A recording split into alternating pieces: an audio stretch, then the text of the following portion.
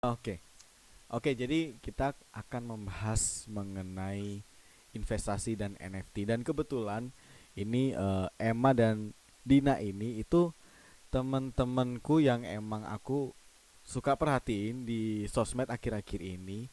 Itu kalau Emma itu kayaknya emang udah belajar investasi udah dari lama banget. Jadi Emma juga itu kan apa namanya ngajarin teman-teman Emma untuk berinvestasi kan ya?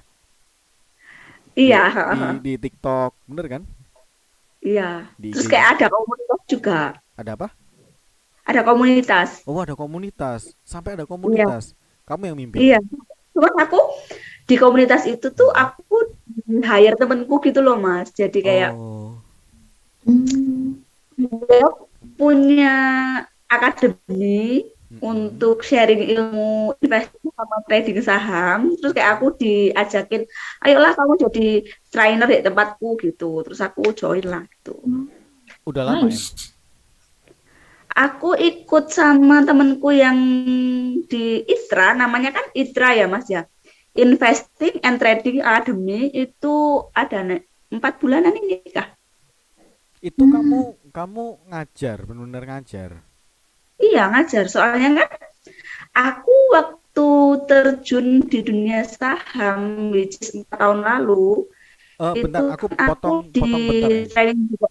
Oh, Uh, oke aku potong. Itu 4 tahun kamu nih. investasinya lebih ke kan aku kayaknya ada reksadana, ada saham ya. Apalagi oh ya? iya, Kamu lebih kemana? aku lebih ke saham sih Mas Angga. Saham. Oke oke oke lanjut lanjut.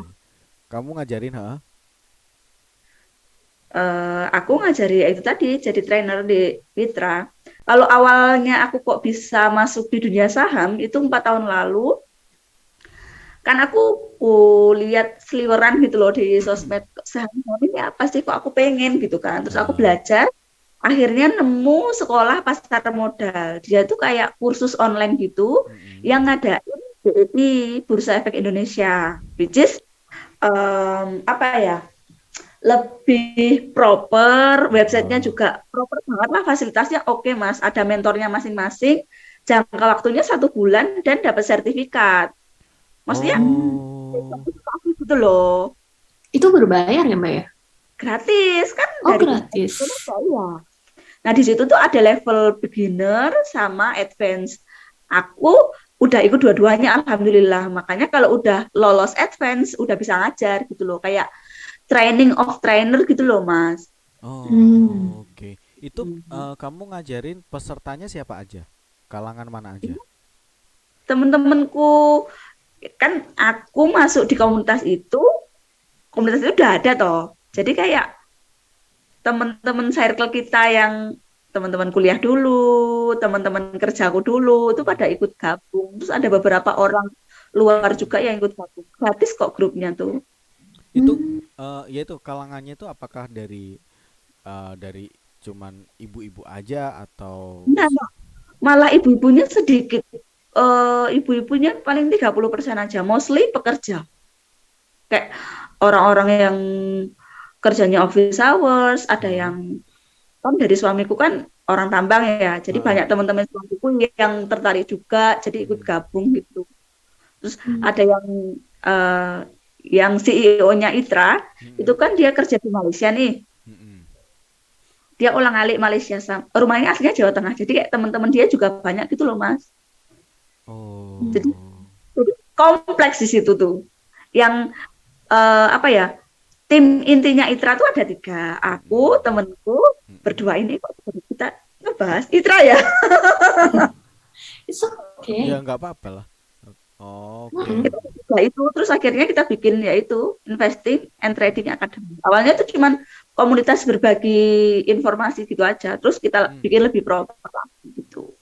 Udah berapa orang lah sekarang yang gabung? 70-an. Oh 10 ya Hmm, lumayan lah. wow.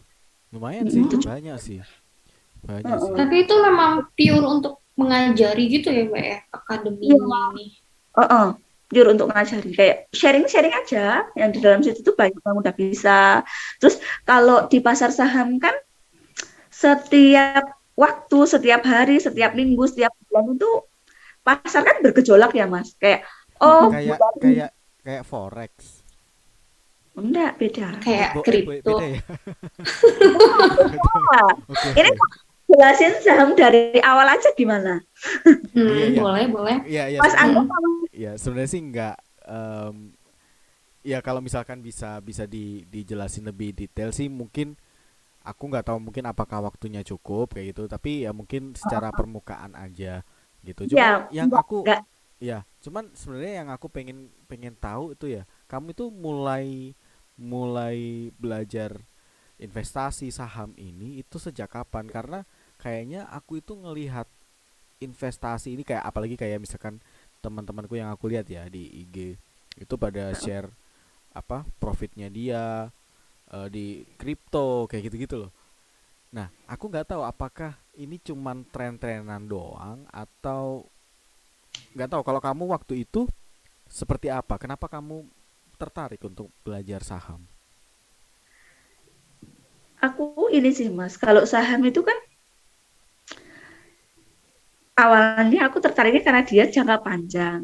Aku Hmm. mikirnya aku udah punya anak waktu itu, Mm-mm. biaya sekolah anakku kan mahal nih nanti 10-15 tahun lagi kan mahal banget tuh. Maksudnya nilai uangku yang sekarang yang ada di ATM akan tergerus inflasi ketika anakku besar nanti. Misal aku sekarang udah punya tabungan katakanlah 20 juta gitu ya, misal.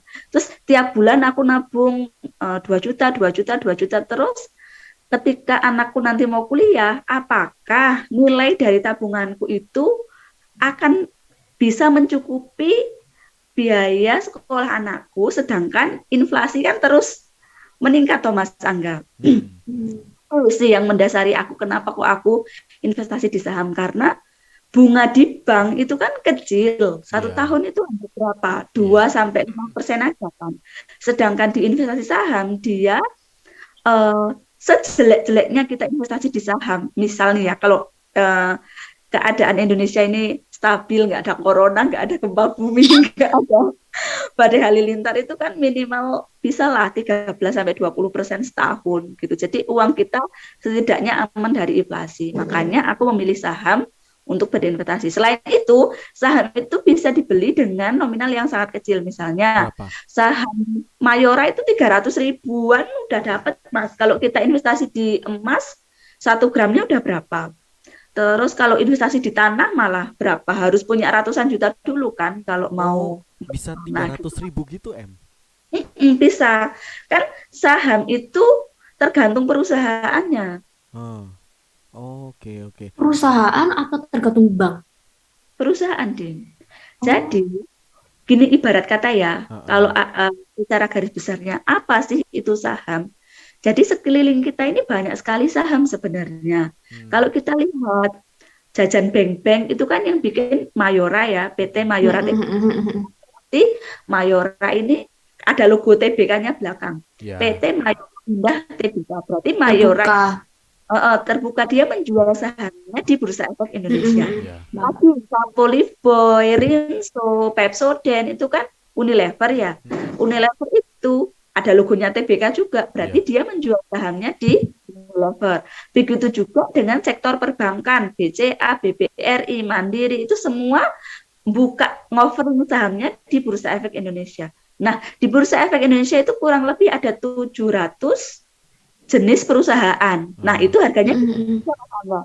Ada yang satu lotnya itu cuman 5.000 sampai satu lembarnya 5.000 maaf ya. Satu lot itu 50 ribuan sampai yang paling tinggi BBCA saat ini tuh 800 ribu kah? Satu lot, Iya, satu satu lembar. lot. Kalau beli saham itu satu lot. Tapi nggak bisa beli Nah, satu lot kan? apa? Loh, bisa. Belinya itu minimal satu lot. Loh, kata temenku Satu kok nggak bisa ya? lot. Satu lot tergantung sama perusahaan kan? Aku pernah soalnya nanya-nanya ke temanku. Ya itu ada yang misalkan BCA nih lagi tinggi misalkan. Terus Iya. apa namanya? eh Misalkan aku mau beli beli satu lembar gitu. Itu kata temanku, aku nggak tahu Nggak mungkin bisa. dia menyesatkan aku kali ya. Nggak, Enggak bisa. Kok gini, saham itu satuannya kan lembar, Mas. Tapi ya. kita belinya satu lot. Satu lot sama dengan 100 lembar. Kayak misalnya, Oh, aku mau beli oh 7 lembar gitu. aja. Oh, Enggak oke oke. bisa, Mas. Gitu. Oh, oke oke Hmm. oke. Oh, satu satu lot itu sama dengan berapa lembar? 100. 100. Jadi kalau 100. kita mau beli 7 aja atau 20 aja gitu nggak bisa. Harus 100 lembar satu lot. Oke oke oke. Oh, oke oke, baru paham, baru paham. Nah, sedangkan kalau BPJA 800.000 itu udah satu lot apa sayang? Ini Oh, bocilku, maaf ya. iya iya, nggak apa-apa, nggak apa-apa. Anaknya aktif banget. Ikutan aja, ikutan live streaming sambil diajarin. Terus Mas Angga sama Dina itu pe- perspektif atau pikiran kalian tentang saham selama ini apa sebagai orang yang belum kenal saham sama sekali? Mau Dina dulu yang jawab. Dina Aku dulu nggak bisa jawab sih serius. Soalnya gimana ya, deh. nggak ada gambaran, nggak ada gambaran. Meskipun sebenarnya ayahku dulu juga kerjanya kan juga di perusahaan TBK ya, tapi aku nggak pernah tanya-tanya. Karena habis nggak tahu sih, karena belum tertarik ya mungkin. Tapi setelah Mbak Emma bilang, iya sih bener sih untuk jangka panjangnya nanti 15 tahun kemudian itu memang harus dipikirin sih. Iya.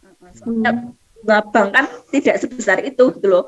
Terus harga-harga makin kesini kan makin naik terus tuh tiap tahun. Betul, betul.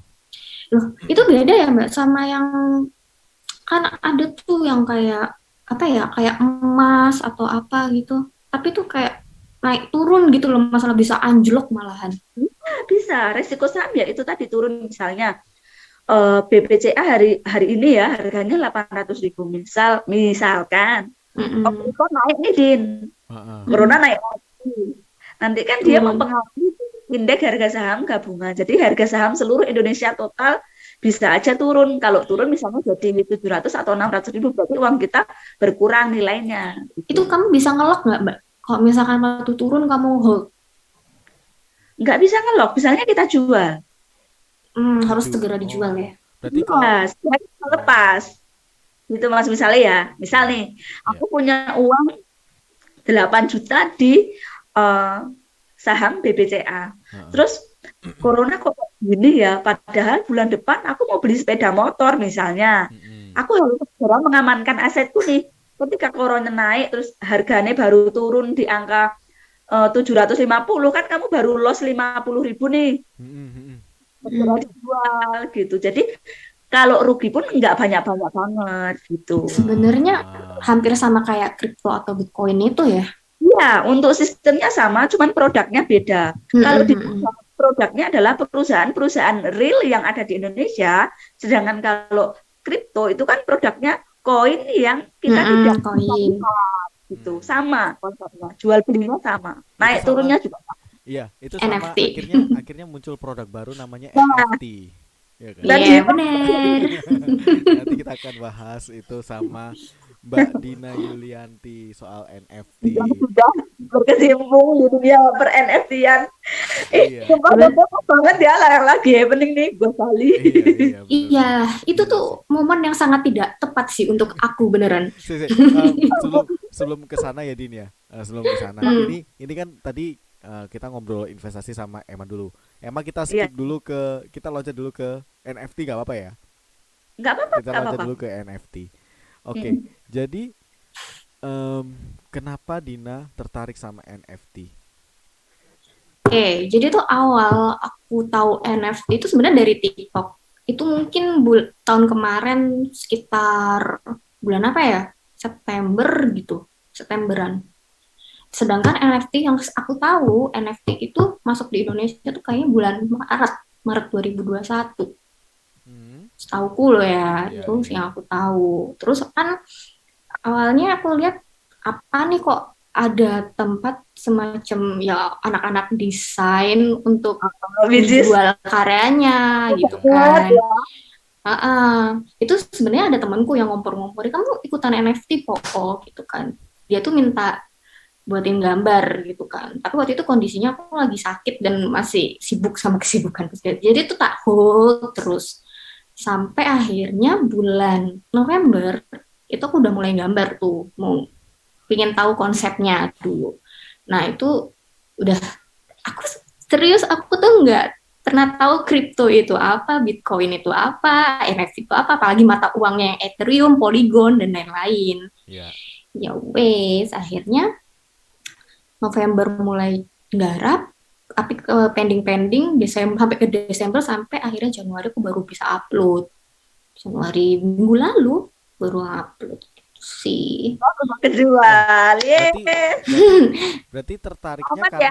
karena dia TikTok desain. mengakomodasi desainer berarti ya kamu ya. Heeh. TikToknya. Nah, itu aku makin tertarik lagi itu setelah aku udah ngupload malahan. Jadi tuh aku satu hari itu ngupload, kan Mm-mm. aku bikin akun tuh, bikin akun, terus aku search dulu nih akun-akun lain kayak gimana sih. Oh, konsepnya itu open. Jadi sebelum aku lihat OpenSea, itu tuh ada tempat lain. Ada hand, Ya. ada foundation, ada apa ya? Ada OBJKT, ada macam-macam Hmm. dengan berbagai mata uang yang berbeda-beda. Mm-mm. Nah, karena aku taunya awal itu OpenSea dan aku nguliknya itu adalah gaya gambar di OpenSea itu seperti apa, di Mm-mm. hand itu pasarnya seperti apa. Mm-mm. Akhirnya aku memutuskan ya udah di OpenSea karena waktu itu aku mikirnya oh gaya gambarku ini kayaknya lebih cocok di OpenSea soalnya Emang lebih emang apa collectible. emang open sih kayak kayak gambarnya kayak gimana, Din? Kalau OpenSea rata-rata yang aku tahu ya yang terjual itu yang kolektif kayak misalkan memes, terus yang icon-icon atau misalkan apa ya?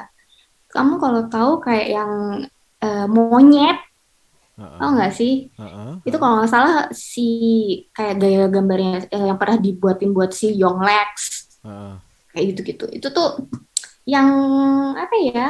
Kamu lihat deh dari warnanya tuh lebih lebih kayak apa sih istilahnya lebih terang-terang gitu. Kalau misalkan Vibrant. yang tempat lain kayak vibrant, terus lebih ke kayak animasi gitu loh. Bukan gitu ya, bukan animasi ya. Apa ya?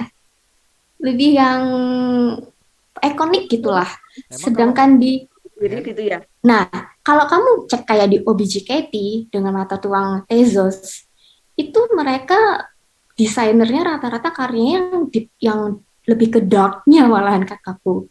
Kayak misalkan psikodelik banget gitu loh. Lebih kayak gitu. Jadi tuh lebih ekstrim. Nah, terus Masing aku Setiap platform itu punya ciri khas masing-masing ya, ah, Din. ah.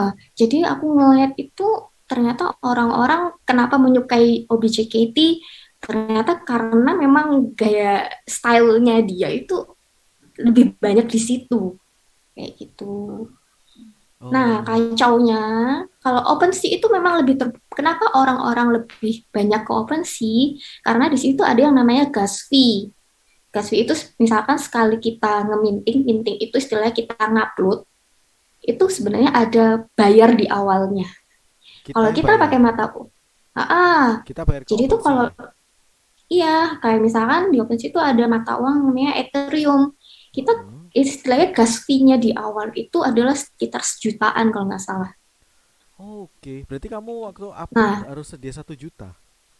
iya kalau pakai mata uang yang Ethereum. Sedangkan aku pakai yang Polygon. Polygon Polygon tuh berapa? gratis, kosong, Oh, gratis. Cuman ada adminnya kayak gitu. berapa adminnya? Makanya orang-orang ya cuman potongan lah, sekitar 2,5% kalau misalkan itu dijual. Oke. Aku ini masih masih meraba-raba Mm-mm. apa yang Dina baca. Soalnya gini ya, Mas Angga sama Dina kan backgroundnya orang desain nih, jadi agak agak Mm-mm. agak ngerti. Aku yang orang orang antar Orang berarti awam. sih, Din. Maksudku gini, jadi NFT itu kamu bikin desain nih, terus kamu jual di OpenSea, di platform Mm-mm. itu kan. Terus kalau udah jual, kamu dapatnya uang dalam bentuk digital. Mm-mm. Nah, bisa Ethereum atau Polygon. Iya, Berarti kamu harus punya akun kripto dong, Din. bukan akun kripto sih. Kalau nggak salah nama PayPal. MetaMax. MetaMax. MetaMask MetaMax. itu apa? Terus MetaMax itu kayak dompetnya. Dompetnya kripto itu ya kalau nggak salah. PayPal enggak. Kayak PayPal kita Ya, kalau nanti nanti Oh, dicairkannya ada yang semacam PayPal. Aku lupa namanya. Aku di mana tuh aku loh, lupa. berarti dari Kayak gitu. MetaMask misalkan nih, Dina udah kejual gambarnya, terus pengen narik Mm-mm. duitnya, itu narik duitnya dari MetaMask. Dari Metamax nanti ada satunya lagi kayak semacam PayPal, aku lupa ya namanya. Dari Banyak jembatannya ya. Iya, bank ada jembatannya itu lagi. menuju Bank Indonesia. Misalnya kayak Bank BCA-nya kita, Bank BRI-nya kita itu ada jembatannya namanya PayPal malah kan. Iya, kalau dulu kan biasa kita pakai PayPal. Kalau yang kemarin aku tuh bukan PayPal yang jelas, aku lupa. Oke, lagi lah. PayPal itu zaman aku blogger dulu Ya, ya. udah lama banget. Soalnya serius, aku tuh di NFT ini sama sekali nggak ngelihat soal uang-uangannya malahan di awal ini. Oh. Untungnya ya, Din. Aku, lebih lebih ke pertama aku mau tahu tes ombak dulu sebelum tahu soal duit-duitannya itu. Mendingan aku cari kolektor dulu yang suka sama Heeh.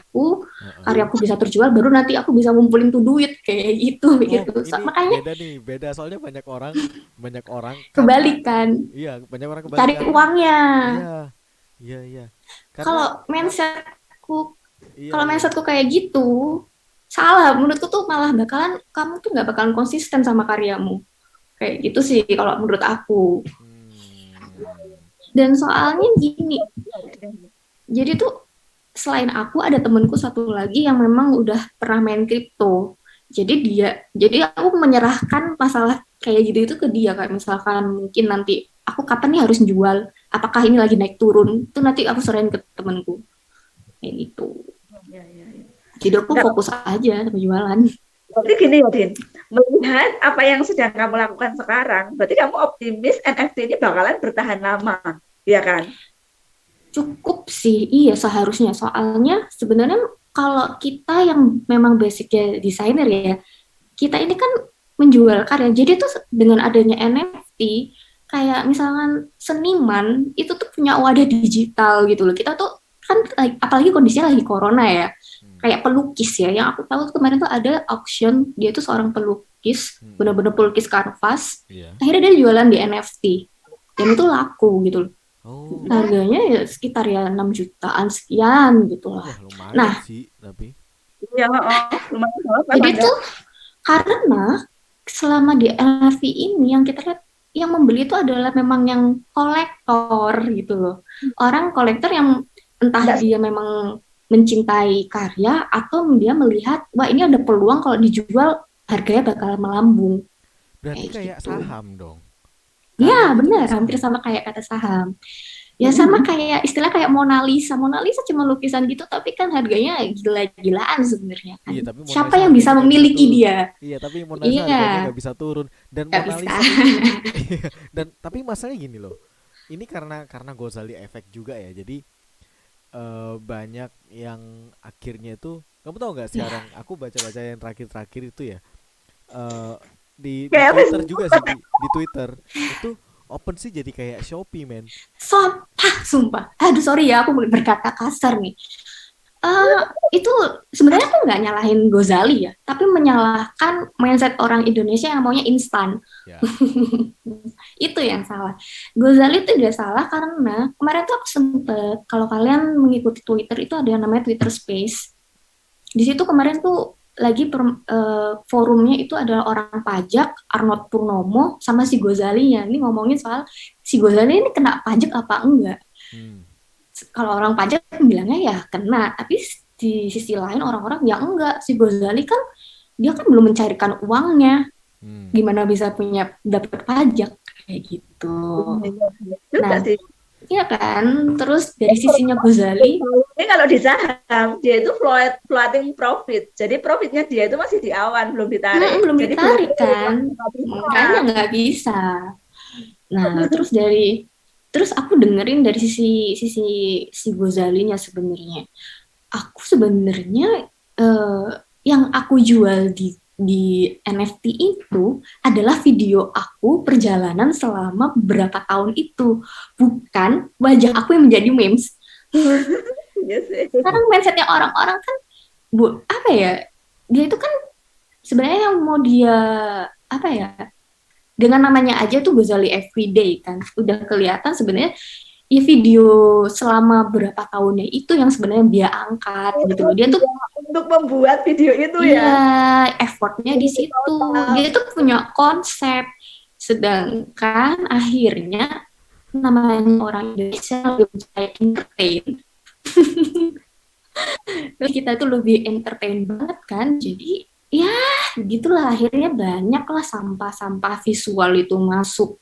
Iya, masa Nggak ada mikirnya NF iya, masa gorengan. goreng masa makanan terus ada baju-baju Itu juga. tuh Buset dah, kayak itu tuh di Shopee. aduh itu merusak merusak ekosistem open sea sih sebenarnya. Fotokopi dulu lagi. Ya ampun, sumpah. Oh, Indonesia sampai yang jualan baju mamen, baju Shopee. Berarti NFT ini setiap orang bisa bikin karya dong, Din. Bisa sebenarnya. Cuman ini kan sebenarnya konsepnya kita itu kan apakah kita ingin berkarya atau cuman iseng-iseng kayak gitu. Itu kan merusak ekosistem orang yang serius untuk berkarya dan menjual kan. Setuju kalau gini ya, setauku, if not I'm mistaken, nanti kalau aku salah benerin. Iya. Mas Angga ini mungkin yang lebih tahu. Gini, NFT ini kan kedepannya akan menjadi lambang digital yang kita pakai di metaverse. Jadi kalau kita masuk ke metaverse nih, kita bangun rumah kita kasih pajangan, lukisan-lukisan yang mungkin dari Dina yang bikin, atau kita pakai baju terus kita kasih logonya Dina, atau apa kan udah jadi hak milik kita ya. Iya. Aku tadi mau tanya apa lupa. Kenapa jadi lupa? Blank. Gara-gara ada ini nah. Enggak. Tapi mau tanya apa ya? Apa ayo aku tiba-tiba lupa. Ya ampun, sumpah lupa. Ya sini. Oke, aku nanya dulu berarti. Oh, ini. Terus gunanya foto-foto yang tidak jelas itu untuk apa? Kalau misalnya kita udah masuk ke metaverse nih, harusnya logo-logo itu yang kita pakai misalnya. Gimana tuh, Din? Jangan tanya ke aku karena aku adalah seorang kreator. Aku bukan seorang kolektor. Aku selalu batasin kayak gitu karena aku bukan ranaku. Jadi pikiranku kolektor kan. Aku misalnya kalau kamu kolektor, kalau misalkan harga itu melambung kayak harganya si Gozali itu bagus, otomatis kan akan naik terus kan, Mbak? Iya. Ada apa ya? Kayak ada wah, aku ini pembeli pertamanya gitu loh. Ya. Enggak, tapi kalau yang aku lihat ya sebenarnya bener kata Dina. Jadi kalau dianalogikan sama Mona Lisa terus apalagi yang Gozali itu ya. Kalau ini tadi berbicara tentang kolektor, ini aku mencoba kayaknya ngebaca pikiran mereka. Sebenarnya kan kalau karya-karya kayak gitu tuh yang dinilai itu historinya. Sama itu tadi kalau misalkan si Gozali ya effortnya dia gitu. Kalau Mona Lisa kan historinya si Leonardo. Iya, Leonardo ya yang lebih. Iya, Leonardo DiCaprio. Kok DiCaprio ya tuh. Salah ya? itu kan aku nggak ngerti. Aku nggak tahu Mona Lisa. Aduh, sampai lupa. Ya itu. Itu kan yang dinilai itu kan sebenarnya historinya. Terus apa namanya, kalau Gozali ya dari effortnya dia. Jadi makanya kenapa pada akhirnya banyak orang as a collector itu ngebeli karya mereka sekalipun mahal gitu loh. Cuman di sini jelasin. Iya, cuman di sini yang salah orang-orang nangkep itu yaitu tadi. Jadi malah kayak ngegampangin gitu loh. Nah, benar. Dan cara berjualan NFT itu sebenarnya tidak apa ya, bukan di market tersebut kalau kataku. Kita kayak aku nih berjualannya bukan di OpenSea-nya. OpenSea kalau kita nggak terkenal tuh nggak bakalan ketahuan, nggak bakalan ketemu karyaku gitu. Kayak istilahnya keywordku tuh tidak mudah ditemukan. Makanya aku larinya adalah ke Twitter. Twitter itu adalah tempat kita berjualan. Jadi itu makanya aku bilang ada namanya Twitter Space. Jadi itu kita ini para kreator itu sebenarnya kita membuka space dan kita ada namanya semacam auction gitu loh. Di auction itu kita jadi itu menjelaskan kalau misalkan ada orang yang masuk tertarik sama, kan kita pajang nih Mm-mm. karya kita, Mm-mm. terus ada yang masuk, nah nanti orang-orang, nanti kita ini sebagai kreator sebenarnya kita tuh presentasi karya ini kita ini apa, Mm. kayak gitu. Kayak misalkan aku yang kemarin aku ciptakan namanya War Baby kan, kenapa aku Mm. menciptakan si War Baby, sebenarnya si War Baby ini siapa sih, kayak gitu. Sebetulnya baby itu apa? Jadi kok namanya unik. Sebenarnya itu cuman sekelise cerita aja. Kalau War Baby itu kan ya cewek, sebenarnya dia tuh masuk, ya aku cuman nanti itu dia tuh bakalan jadi series gitu loh, dia entah Wih. menjadi di galaxy space atau menjadi apa, jadi alien apa apa itu, makanya karena aku mikirnya bakalan jadi collectible Iya, iya. kayak Bagus gitu. itu, Din. Bagus. Bagus. Itu Din, tapi makanya tapi ini Iya, juga juga sama Emma juga sih pertanyaannya. cuman pakai Eh, mainan ya. jadi kalau misalkan aku mau nyemplung ke NFT dan ke hmm, saham, apakah aku harus nyiapin duit dingin? duit dingin tuh apa enggak? Duit dingin tuh ya duit yang nggak kepake, Untuk apa Mas Anda? yang baru baru diambil dari kulkas tuh duit dingin tuh. Enggak, untuk apa? Oh, berarti kok gak ada yang tahu istilahku ya? Berarti aku ngambil istilah sendiri. Duit dingin tuh aku kayaknya kebaca di mana gitu ya. Iya ada emang uang panas uang dingin, Iya, tapi iya. aku Oh, nggak oke, oke, ngerti oke. itu apa. Pokoknya duit yang nggak Pakai kepake, kalau iya makan nggak loh. kepake. Hmm, Apakah harus nyiapin itu? Kalau aku mau join ke NFT dan ke saham. Kalau di saham ya jelas. kalau di aku sih terserah kamu sih kan. Maksudnya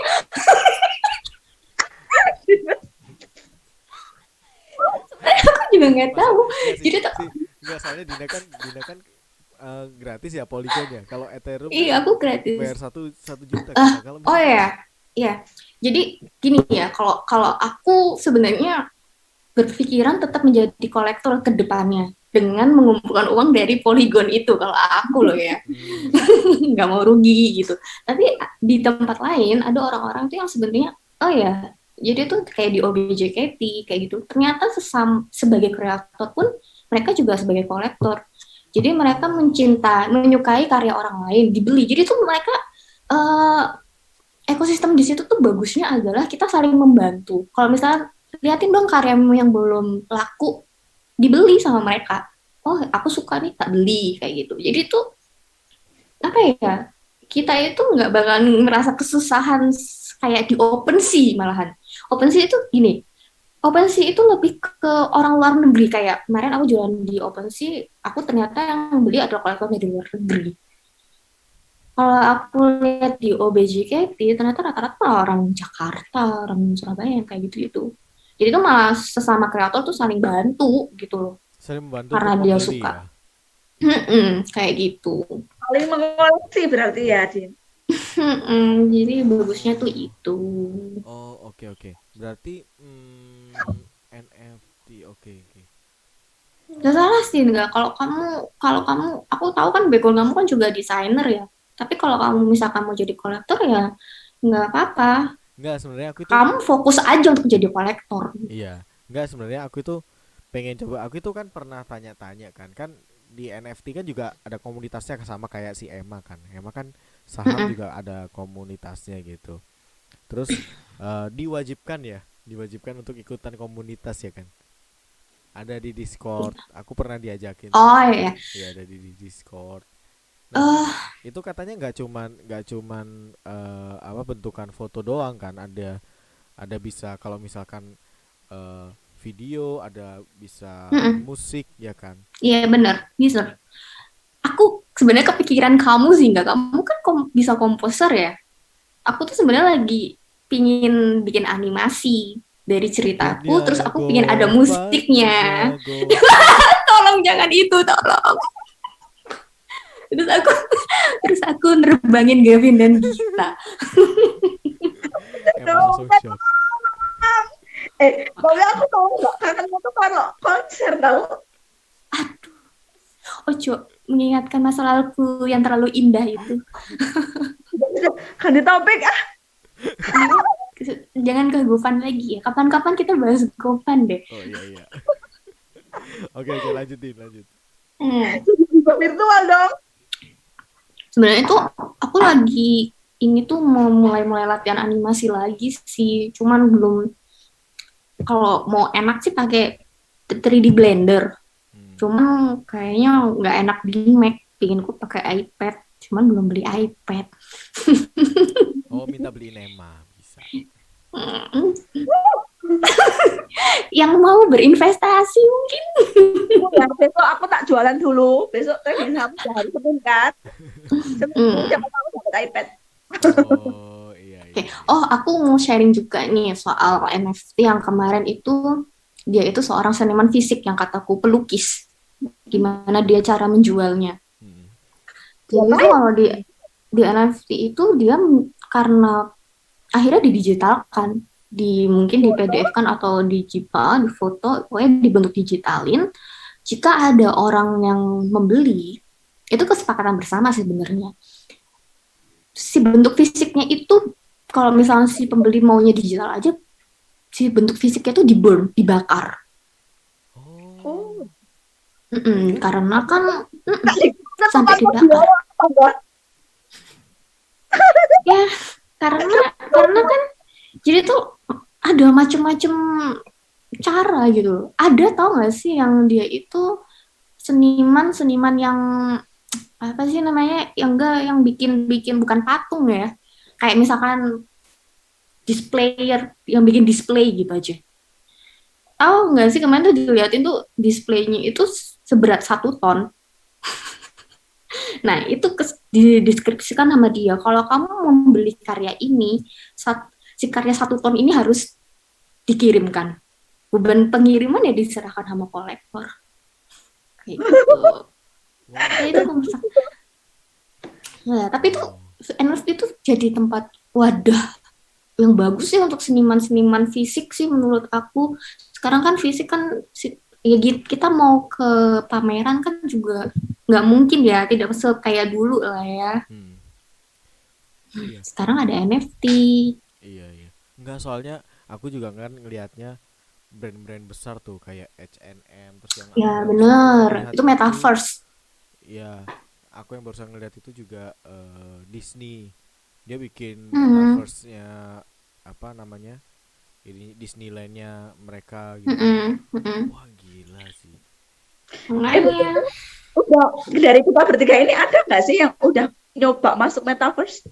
belum, nggak punya, Nggak kan buru-buru. iya. Jualan NFT aja pakai Polygon, Mbak. Tapi sebenarnya sebenarnya ini aku kemarin barusan juga hari ini tadi.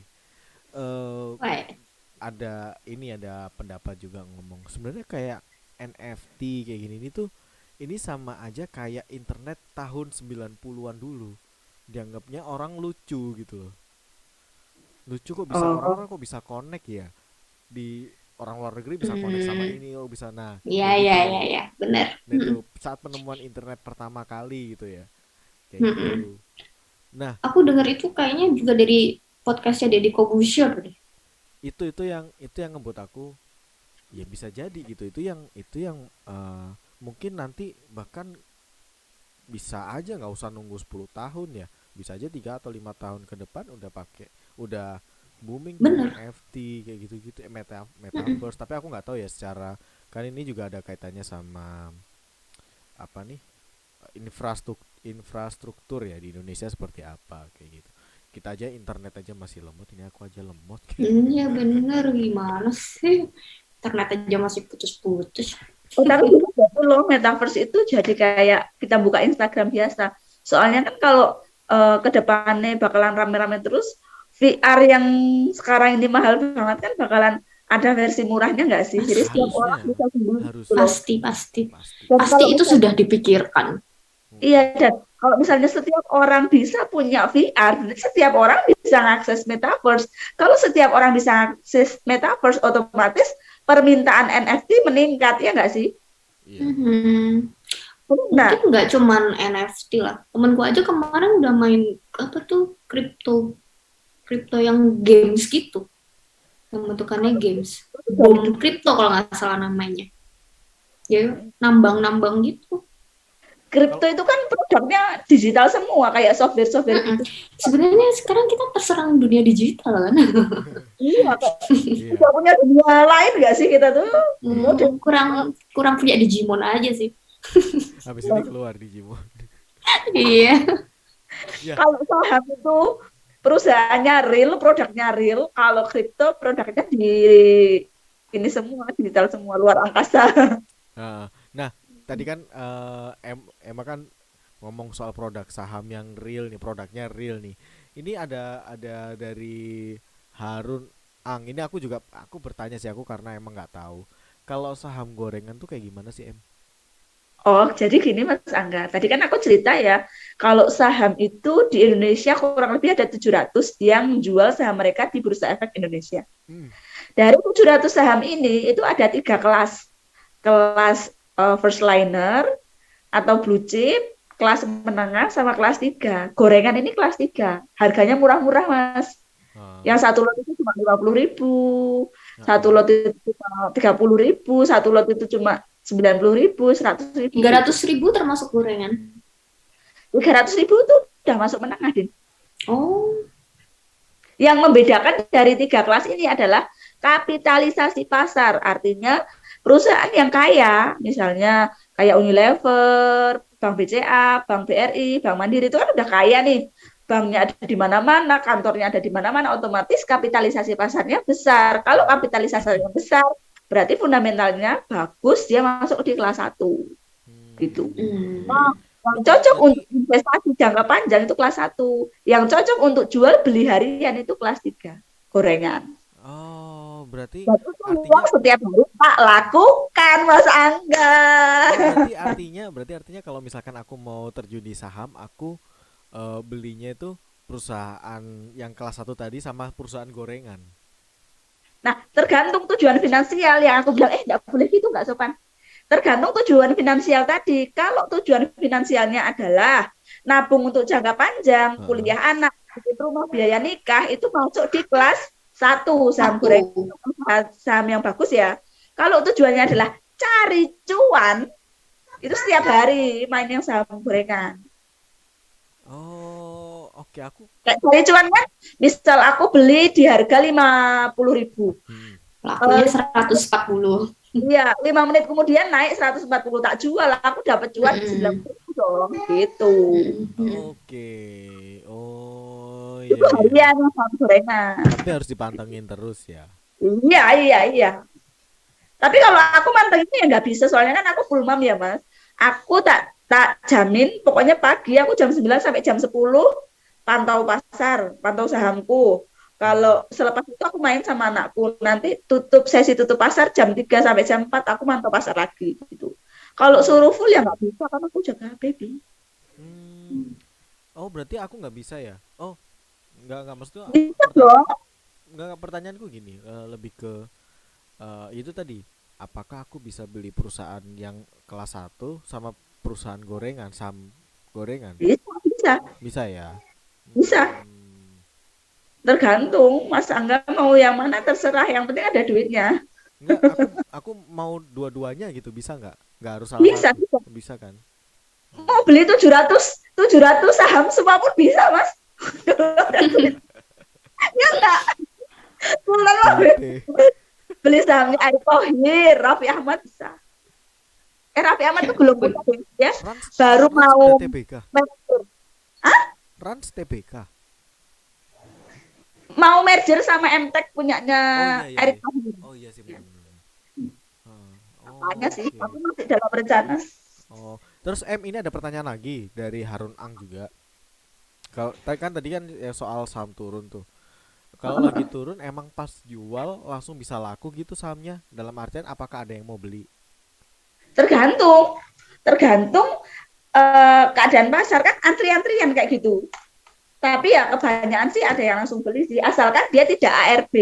ARB itu auto reject bawah, Mas. Auto reject bawah itu ketika harga saham pada hari itu udah turun bawah banget, udah nggak bisa dijual, nggak bisa dibeli, sama BI dikunci, udah nggak bisa diperdagangkan. Besok baru bisa dijual belikan gitu. Itu Oh, namanya saham sangkut, jadi kita rugi. oh, Berarti sebelum sampai di titik itu harusnya kita udah langsung jual ya. Udah ngelepasin. Ada yang kalau ada yang masih mau beli kan itu kelihatan sih bid sama overnya. Misalnya masih ada 300 lot yang mau dibeli cepat kita jual kalau misalnya mau jual. Kalau aku sih sayang ya dijual tuh kayak rugi nggak sih? Maksudnya kita beli terus harga turun kita jual biarin aja kan toh uangnya uang dingin ya maksudnya bukan uang belanja. Jadi kayak misalnya hari ini turun gitu nunggu besok atau nunggu seminggu lagi dia naik baru dijual gitu. Kalau Hmm. turun jual ya rugi kita. Oh. Emang di awal modalin berapa untuk bermain saham pas awal-awal? Untuk jangka panjang atau untuk trading harian, Dina? Dua-duanya. Oh, Sekalian dah. kalau untuk investasi jangka panjang, aku dulu awal masuk itu beli saham Bank BRI, harganya 400 ribuan. Kalau nggak 400, 380 ribuan. Itu Hmm. aku beli pertama itu cuma berani satu lot. Ya udah aku ngelontorin uang 380 ribu itu toh.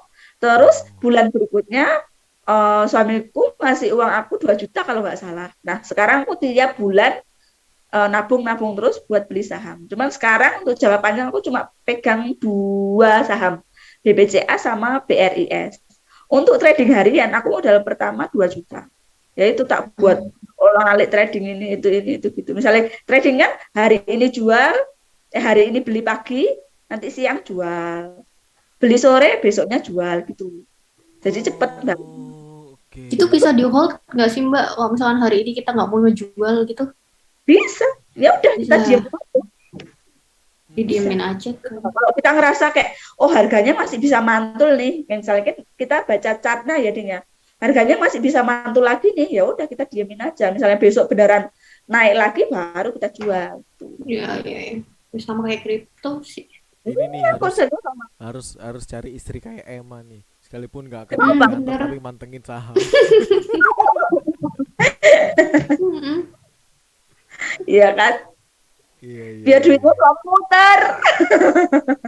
Iya iya iya. Iya, iya bener. Terus aku tadi mau nanya ini sih.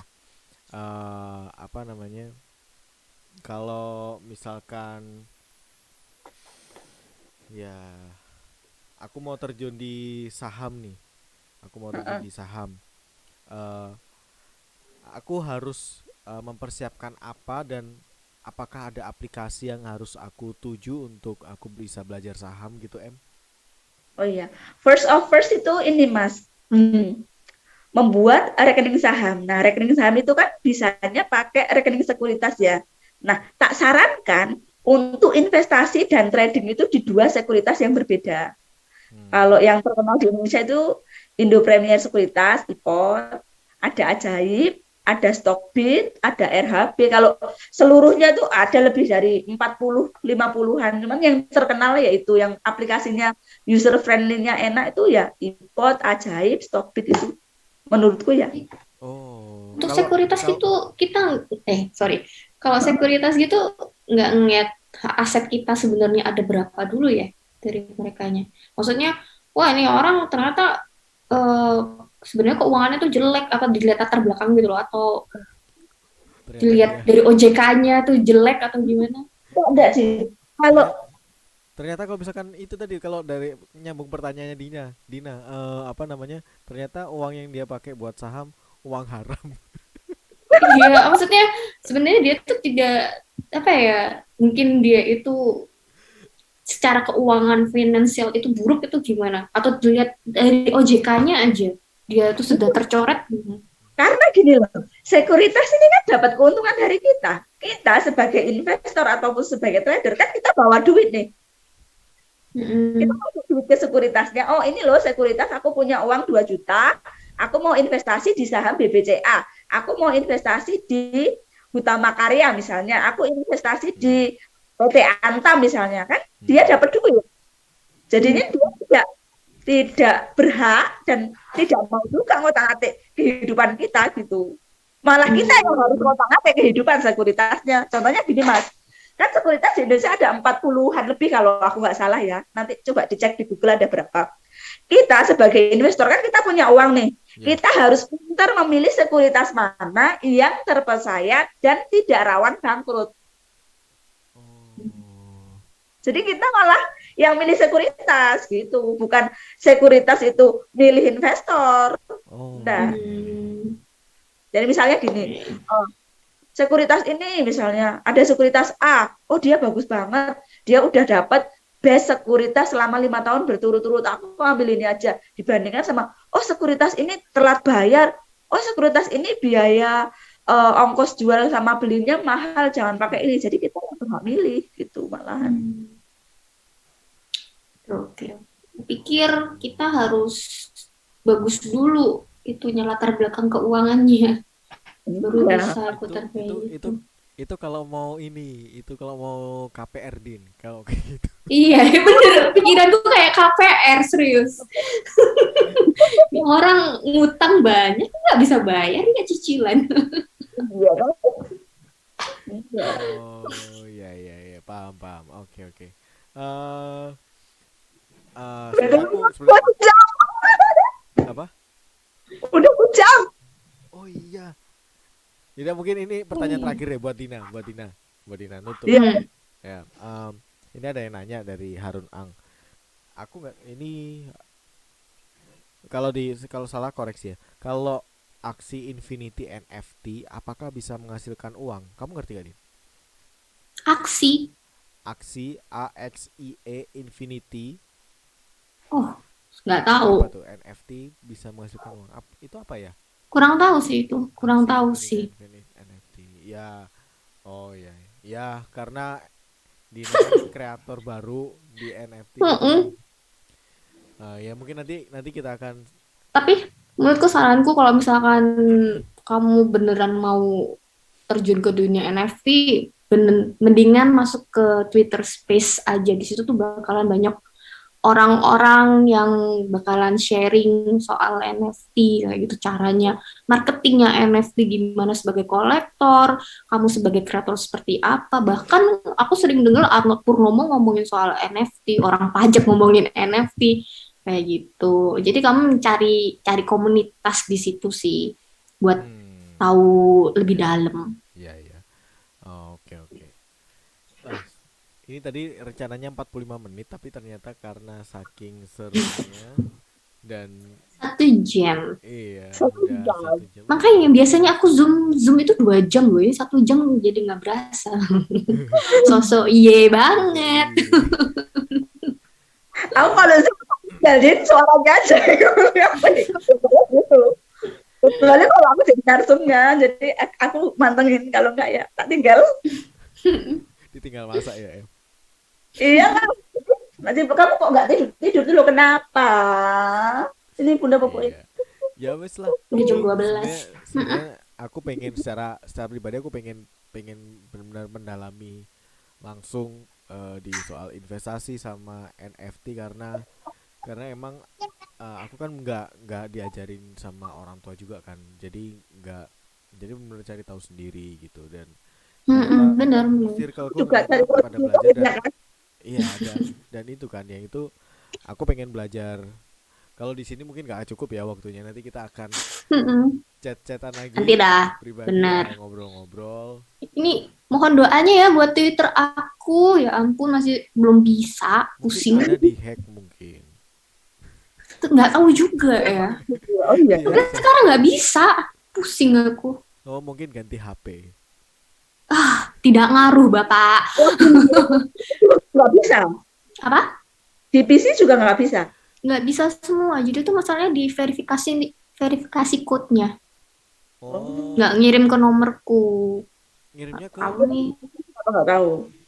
Nggak terkirim sampai aku. Jadi itu masalahnya ternyata katanya karena aku dual nomor. Kan aku punya akunku yang pribadi, terus aku akhirnya bikin akun NFT dengan nomor yang sama. Ternyata di Twitter itu ada disclaimer, dia tuh sensitif banget. Kalau misalkan ada dual gitu dia nggak mau. oh Makanya waduh aku baru tahu juga. Mana oh yang kena akun NFT ku. kalau bikin baru ini Sedih. lagi ya. Aduh ya ampun, aku tuh organik gila walaupun followersku masih 100 ya selama beberapa hari. Tapi tuh akunku itu udah beberapa akun yang verify, yang udah akun biru yang follow aku, makanya aku sedih. Ya, Dan beberapa kolektor, makanya aduh, iya, iya. ya Coba udahlah. coba diperjuangkan dulu lah. Iya. Iya. Iya, ya udah oke lah. Em, kita ngobrol-ngobrolnya udah lama banget sebenarnya, masih kurang ya. Mungkin teman-teman di warga GoPlay juga masih pengen denger soal NFT sama NFT dari Dinas, soal investasi juga dari Emma. Tapi nanti buat teman-teman eh warga GoPlay yang pengen pengen banget lebih detail tanya-tanya soal investasi, mungkin teman-teman ada yang baru mulai pengen investasi sama kayak aku, bisa langsung eh, ke Cocok. ke TikToknya Emma. Apa TikToknya Emma? Instagram dong, aku TikTok nggak begitu Oh aktif. gitu, Instagram beda. Oke, Instagramnya apa Em? Emawati PN. Emawati PN. Emawati PN. Pengadilan negeri ya. Bukan aku, bro. Pengadilan negeri. Kalau mau lihat-lihat Oke. karyanya Dina di OpenSea, gimana caranya? Eh, itu aja sih, cari aja @warbaby NFT. War perang War baby. Baby, perang BABY. baby. Atau di Iya. Twitternya aja, lebih banyak Oh, di Twitter. karena BABY ya jadi halal ya. Kalau Ya, apa dong? kalau I kan jadi haram. Babi. Jadi B2 dong. Gitu. Ya udah, oke. Headphone.